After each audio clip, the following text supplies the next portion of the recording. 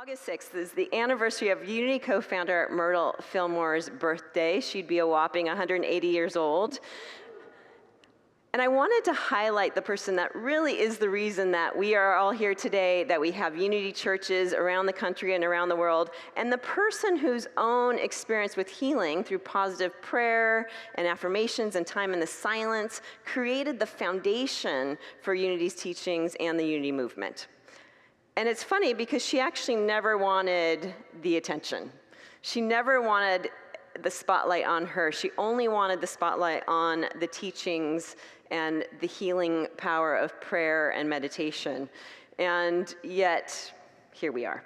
But she said this about herself and her husband, Charles. She said, "We have never cared to interest folks in our individual lives. It makes no difference who we are or what we have done. What is important is that we are doing what God has given us to do according to our best light." And yet, her story is how the Unity movement came to be. Her story forms, as I said, our teachings and our prayer work, and has done so for over 136 years. So I feel the need, especially when I found out that August 6th was going to be a Wednesday night, and I begged Reverend Richard Mirage, please let me do it. I need to honor our Myrtle Fillmore. So here I am to share with all of you all about Myrtle Fillmore, who's known as the Mother of Unity.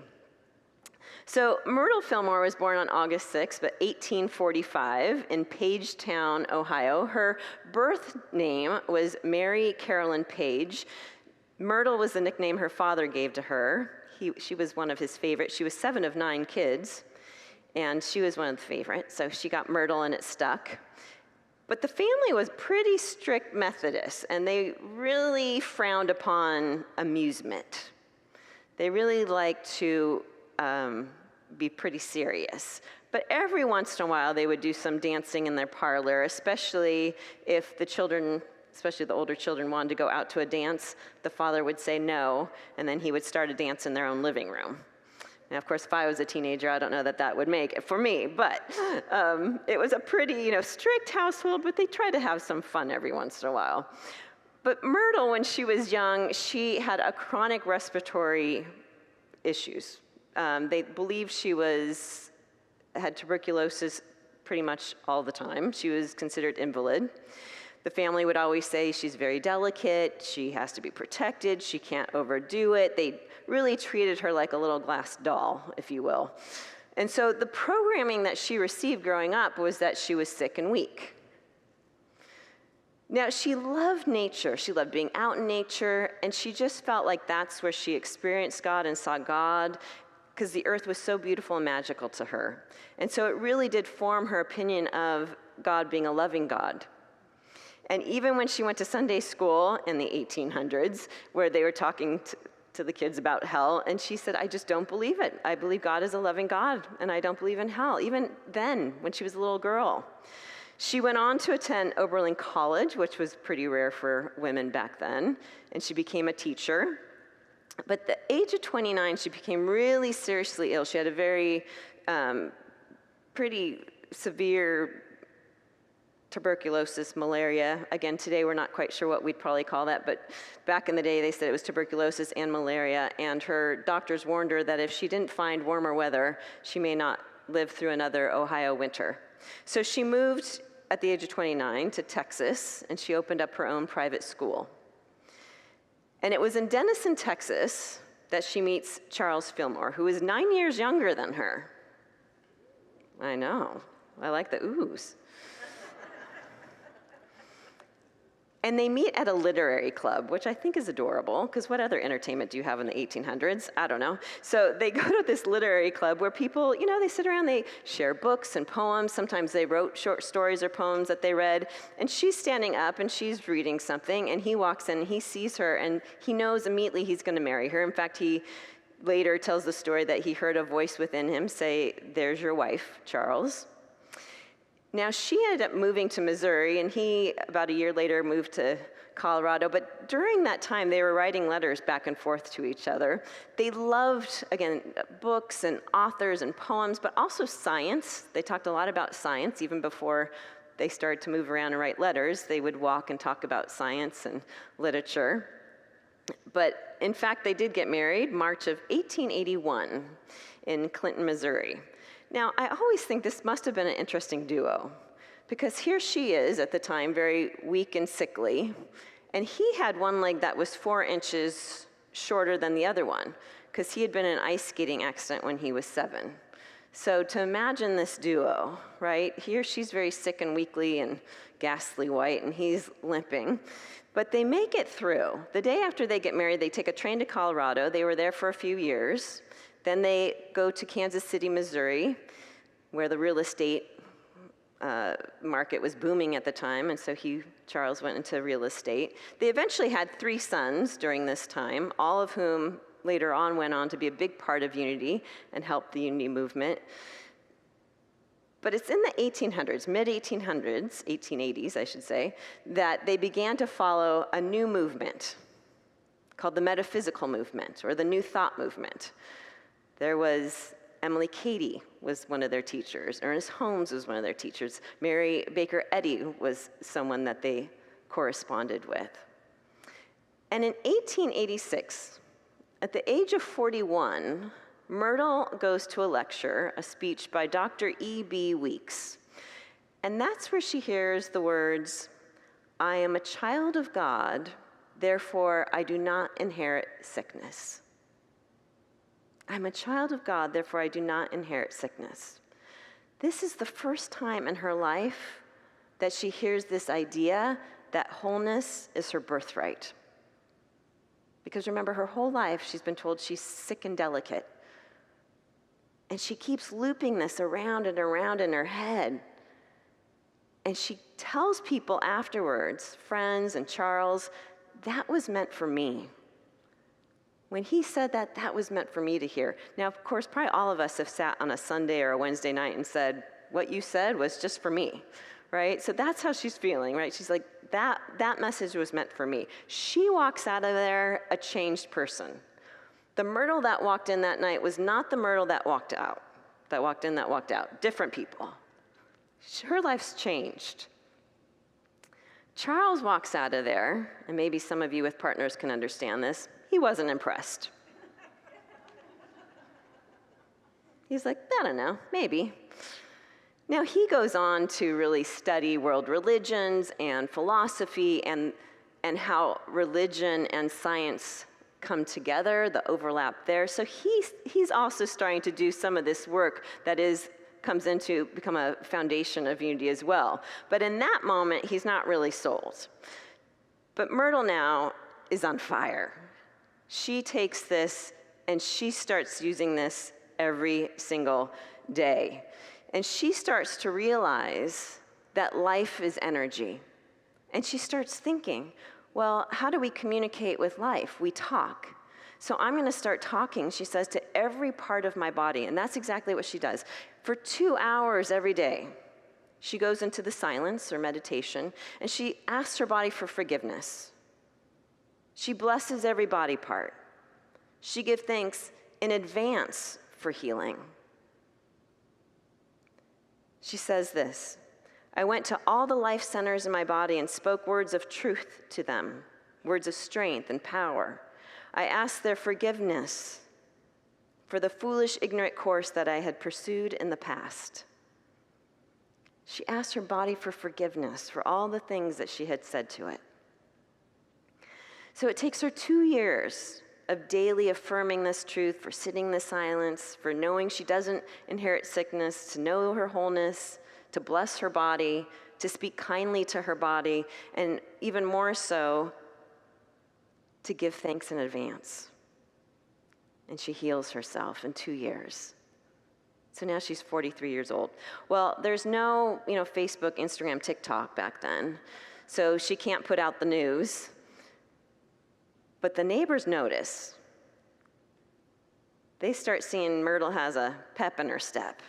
And they're like, what is she doing? So the neighbors start asking, what are you doing?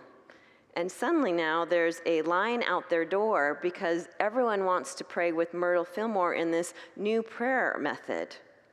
Not beseeching, not begging, but absolutely affirming divine life, divine wisdom, divine intelligence in every single cell of the body, and giving thanks in advance for the healing, knowing that the healing has already happened.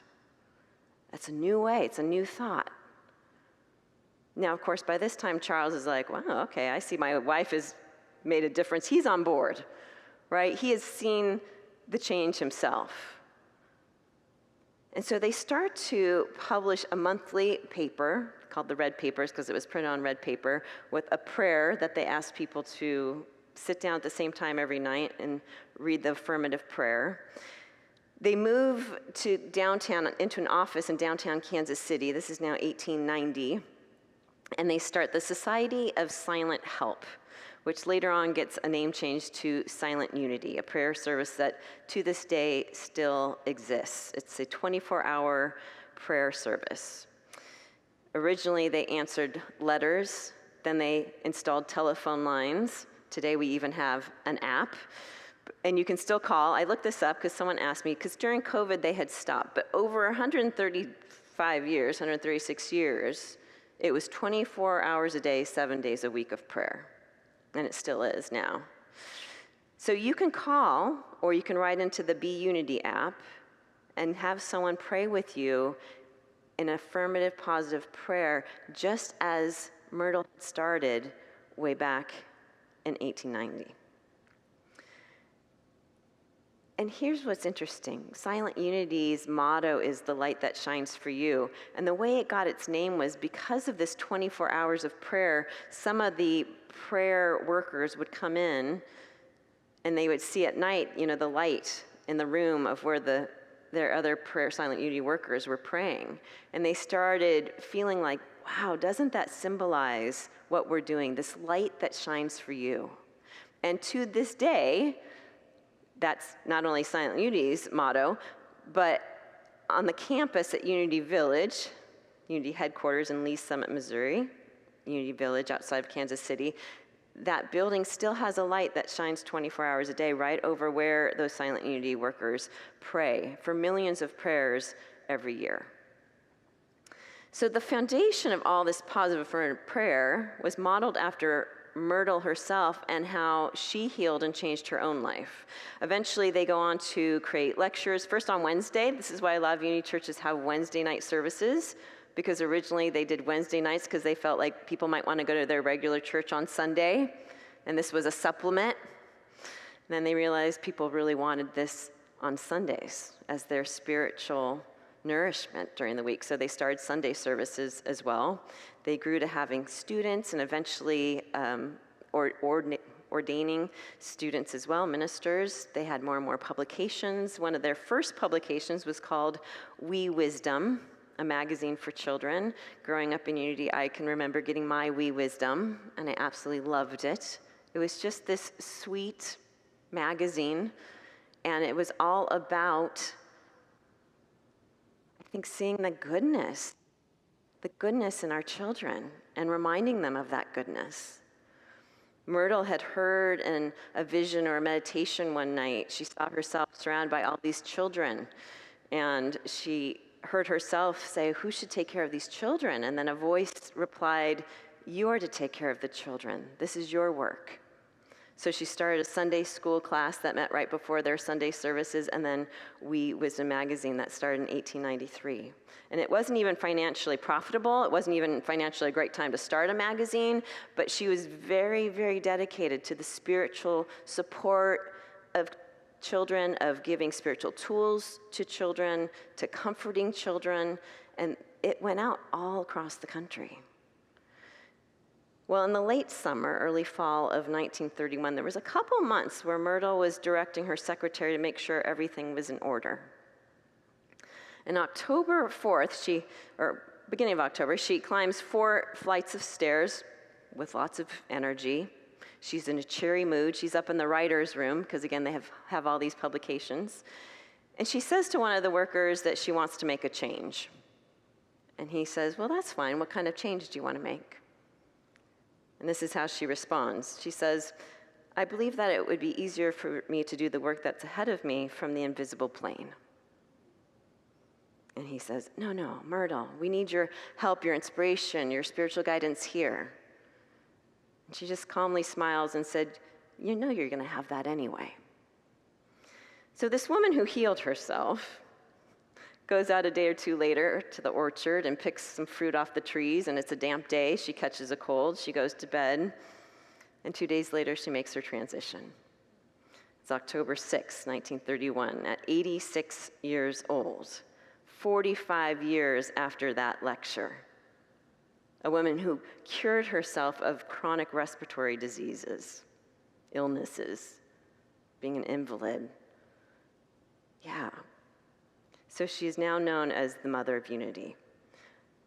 But here's the thing, everybody. Myrtle loved life. She loved nature. She saw beauty in everything. She saw beauty in every person. And her main purpose was to help others. How? By teaching the power of positive prayer. By teaching the power that the point that our thoughts and our words and our positive prayers can heal us. The importance of taking care of the children and the next generation. Here's what she said about the power of prayer. She said, and I know I've shared this before because it's one of my favorite quotes. Myrtle Fillmore says, prayers are not sent out at all. I really think about that. Prayers are not sent out at all. Where would we send our prayers? We should direct them to our minds, hearts, and affairs. Prayer is an exercise to change our thought habit and our living habits so that we may set up a new and better activity in accordance with divine law. And then she goes on to say, it's not enough to pray. It's not enough to pray. You need to think of the all-powerful healer as being already within you, in every part of your mind, heart, and body. She gave instructions on prayer. She said to breathe evenly, to be happy that you are taking in God life, this universal God life energy, and that it's being used by every cell of your being. And she instructs over and over again in all of her writings and all of her lectures, focus on what you want, not on what you don't want. She says, don't let anxiety and worry seep in. Keep your focus on the good. Keep your focus on gratitude. And also, and I like this one, she says, don't have expectations. Don't say a prayer and then look for signs for the response. We do that, don't we? We pray and then we're like, okay, where's the answer? No, she says, pray and then release it, let it go. And also, she says, one can stay in silence too much. So dear, that's her words, so dear, watch that you do not remain too much alone, too much in silence, too much in contemplation and adoration, and not enough in the practical use of what the walks and talks alone with God would give. In other words, be a part of life, enjoy nature, dance, play, sing. Sometimes we get too serious and focused about our spiritual studies. But part of it is about applying it and really being a part of the joy of life. And on the power of healing, 2 words that Myrtle emphasized the most as far as the healing process of prayer: patience and perseverance. Because remember, it took her 2 years. And she was in meditation for 2 hours a day for 2 years. A lot of times we hurt ourselves, and by the end of the week, we're like, well, I've prayed 5 minutes a day. Why am I not healed? Patience and perseverance. It takes as long as it takes, but keep on going. And again, she emphasizes that prayer is for us, to keep our thoughts away from the fear and onto the good that you know will appear, to hold our minds and hearts in accord with the outcome that we're wanting or desiring. And at the beginning of her healing process, she said, Spirit said to me, you have looked upon your faults Now look upon your virtues. How often do we criticize our bodies or even ourselves? But what she heard was, instead of looking at what's wrong, my knee aches, my back hurts, I'm getting old, instead of that, we look at what's going right. What are my virtues? Celebrating what your body is doing well for you. She says, as I gained real poise and the ability to keep my thoughts and feelings truly free, I was healed and restored to strength and normal functioning. See, she learned to talk to her body in loving ways, in compassionate ways, in positive tones, and in response, her body gave her new health and vitality. And the Fillmores were not against doctors because, again, if each and every one of us is an expression of the divine, then that divine wisdom, that divine intelligence can work through all of us, including doctors. So they weren't against that, yet they demonstrated that focused prayer and gratitude works. That when we look for the good in every situation and be expectant of that good, it heals our body, minds, and our emotions, our hearts. And then on caring for children and future generations, she emphasized in all of those wee wisdom magazines that heaven was on earth now. She really encouraged their enchantment, their grace, the beauty, that was theirs in every moment. She told them to place their focus on all the good in the world, to keep their imaginations alive and open, because then they could manifest whatever they wanted to manifest. She wrote, "You are kings and queens in the realm of mind, and there is nothing too beautiful or too good to be true." And here's what's also very interesting. I was thinking about this recently as well, and then I came across this writing that said that Myrtle believed that if children and the homes they lived in were filled with harmony and love and focused on good, that the world itself would experience more harmony and love and goodness. That what we see in the world starts in the home. So to take care of the children and even the child within each of us. So we often see Myrtle Fillmore as very matronly and I think serious maybe, but I came across for the first time some really fun stories. One from the Myrtle Fillmore Mother of Unity book. Apparently in 1915, the Unity workers set around this pamphlet that had little prompts, like your favorite dessert, your favorite this. And she filled one out. So her one extravagance, she says, was movies. My mascot, she wrote, omnipotent courage. My favorite superstition, a man is known by the thoughts he keeps. My unlucky day, she says, one of fruitless effort. My favorite dish, a dinner of herbs where love is. My secret sorrow, a lazy pen. My unconfessed weakness, cookies.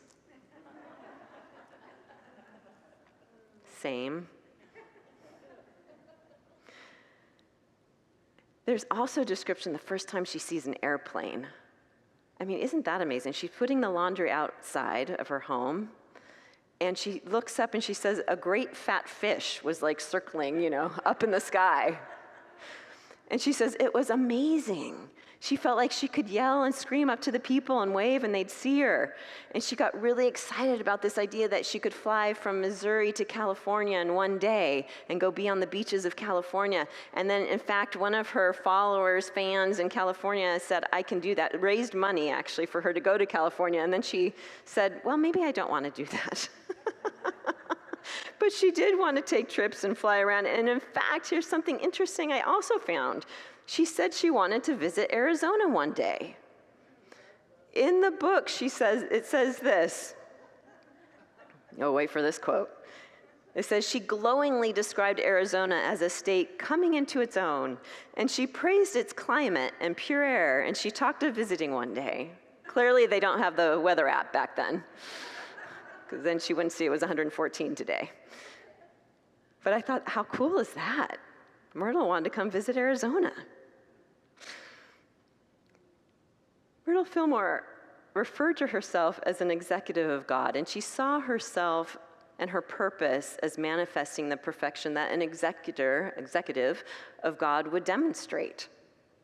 Again, she didn't like adoration. She didn't like any limelight. She was very clear that all of her healing work that she and Charles did was really God. In fact, someone was at a lecture kind of pouring adoration on them, and she said, "It is not me.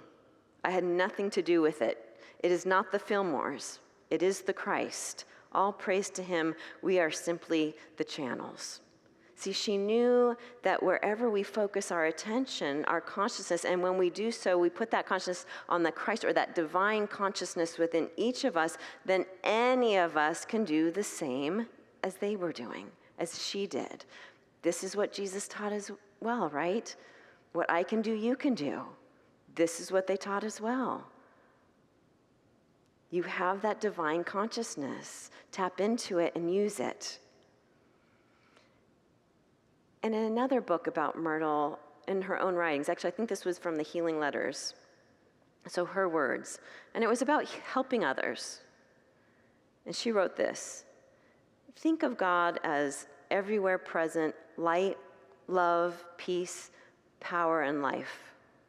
Think of all men, all women, and all children as abiding in God's presence and expressing God's qualities. Spirit will respond as you expect it to, for the Spirit of God is in every person." What if we all walk through life with that on our hearts? That the Spirit of God is in every person. So in celebrating the life and legacy of Myrtle Fillmore, see the good. See the good in yourself, in your life, in others. Expect the good. Be expectant of all the goodness that there is that you can bring into your life, because wherever you place your energy, that's what you'll experience in return. And in praying, when you pray, pray from that divine nature that is within you, that is around you, that you are. And be an example for the children. Our children are watching, everyone. They're watching. So be God's love. Be God's harmony. Be God's wisdom on earth. Be kind. Life will respond in kind. And lastly, be sure not to take yourself and life and your spiritual path and studies too seriously. Make sure you go out and play, you run barefoot in nature, and you eat all the cookies. And so for that beautiful legacy and the lessons that we've learned from Myrtle Fillmore, we say thank you, Myrtle Fillmore, and happy birthday. Thank you, everyone.